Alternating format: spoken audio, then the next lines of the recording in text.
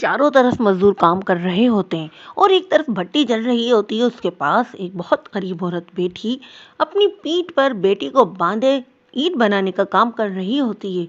तभी उसके पास वहां का ठेकेदार आ जाता है और उससे बोलने लगता है, इतने धीरे धीरे हाथ चलाओगी तो कल तक भी काम खत्म नहीं होने वाला। तभी तमन्ना की बेटी रोने लगती है। लो, अब देख लो, तुम्हारी बेटी रोने लगी है। अब काम करोगी या अपनी बेटी को संभालोगी? साहब, बस थोड़ा सा वक्त दे दीजिए, मैं जल्द ही अपनी बेटी को दूध पिलाकर काम करना शुरू कर दूंगी। देखो, आज तो मैंने ये सब कुछ नजरअंदाज कर दिया है, लेकिन कल तो तुम अपनी बेटी को यहाँ लेकर नहीं आओगी।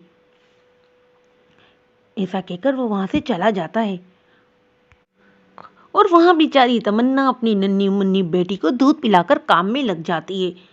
ईंट बनाते बनाते उसके हाथ में चोट लग जाती है। ए भगवान, ये क्या किया आपने मेरे साथ? मेरे हाथ से तो खून निकल रहा है और बहुत दर्द भी हो रहा है। बेचारी तमन्ना रोते हुए अपने दर्द को सहन करती हुई दोबारा ईंट बनाने की कोशिश करने लगती है। वहीं दूसरी तरफ उसका पति भी ईंट बनाने का काम कर रहा होता है। शाम के समय वो दोनों अपना काम खत्म करके अपने घर के लिए निकलने लगते हैं।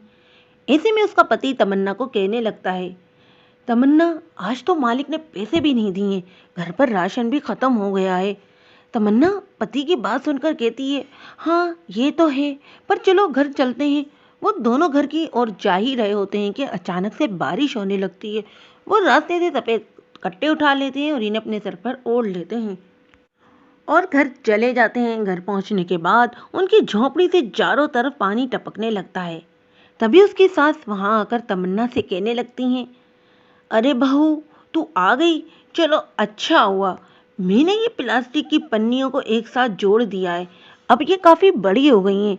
झोपड़ी के चारों तरफ पानी टपक रहा है, तुम अरविंद के साथ मिलकर ये झोपड़ी की तरफ ढक दो। जी माँ जी, ये तो आपने बहुत अच्छा किया। ऐसा कहकर तमन्ना अपने पति के साथ मिलकर प्लास्टिक की पन्नी को झोपड़ी के ऊपर ढक देती है। उसके बाद तमन्ना बचे हुए राशन में से कुछ खाने को बना लेती है, लेकिन वो खाना कम पड़ जाता है। माँ, आपने खाना नहीं खाया? तमन्ना की छोटी बेटी माँ को भूखा बैठा देखकर कहती है। वहीं छोटू भी अपनी माँ से कहने लगता है, माँ आप भी खा लो, आपको भूख नहीं लगी क्या? हाँ मेरे बच्चों, मैं भी खाना खाऊंगी, पर पहले तुम अपना खाना खा लो। जैसे ही तमन्ना बचा हुआ खाना खाने वाली होती है, तभी उसका छोटा बेटा कहने लगता है, माँ मेरा पेट नहीं भरा, मुझे और खाना चाहिए। ये सुनते ही वो अपने हिस्से का खाना भी अपने बेटे को खिला देती है और खुद भूखी रह जाती है। चलो बच्चों, अब सोने का समय हो गया है। हरिया वहाँ आकर तमाम बच्चों को कहता है और अपने और राधा के साथ सुला लेता है। वहीं दूसरी तरफ तमन्ना और अरविंद अपने साथ छोटी बेटी को सुला लेते हैं। आधी रात के समय सब सो रहे होते हैं कि तभी अचानक से बहुत जोर जोर से आंधी और तूफान के छक्कड़ चढ़ने लगते हैं, जिसके चलते तमन्ना की झोपड़ी से छत उड़ जाती है। शदीद ठंड के कारण सब लोग नींद से जाग जाते हैं। हे भगवान, ये क्या नई मुसीबत दे दी है? राधा भगवान से कहकर अरविंद को कहने लगती है, अरविंद तमाम बच्चों को इकट्ठा कर, वरना किसी को भी चोट लग सकती है।